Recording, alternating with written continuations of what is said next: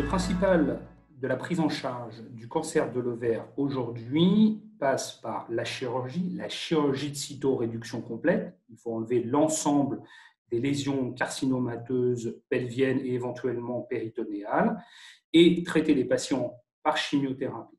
Cette chimiothérapie peut être réalisée initialement avant la chirurgie en situation néoadjuvante et en situation adjuvante. Et globalement, il faut faire à peu près 6 cycles de chimiothérapie, que ce soit d'un bloc en situation adjuvante ou alors en situation préopératoire puis post-opératoire.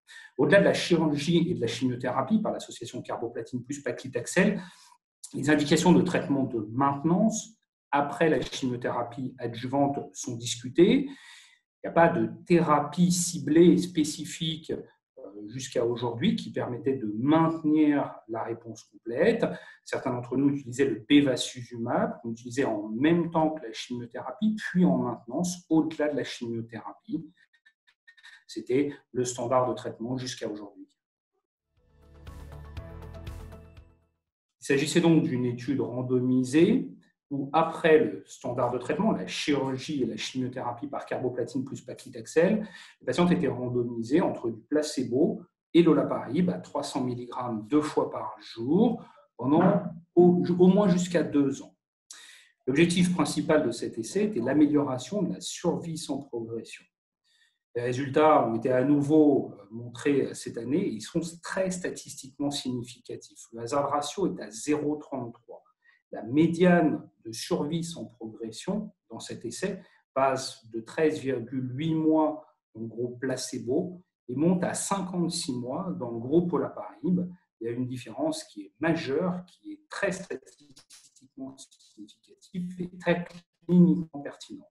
C'est donc un nouveau standard de traitement pour toutes les patientes dont la tumeur présente une mutation délétère BRCA. Le traitement par olaparib en maintenance après la chimiothérapie améliore nettement, significativement la survie sans progression. Les courbes sont très différentes, très dissociées, très en faveur de l'olaparib.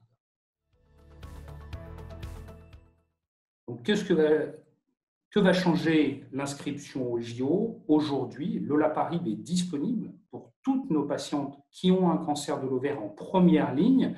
Lorsque présente une mutation BRCA, l'olaparib est disponible dans les pharmacies de ville en traitement de maintenance. Après la 6e cure de l'association carboplatine plus paclitaxel, les patientes peuvent être traitées par 300 mg d'olaparib matin et soir, jusqu'à 2 ans au moins après la fin de la chimiothérapie, en maintenance, afin de diminuer le risque de reprogression, de rechute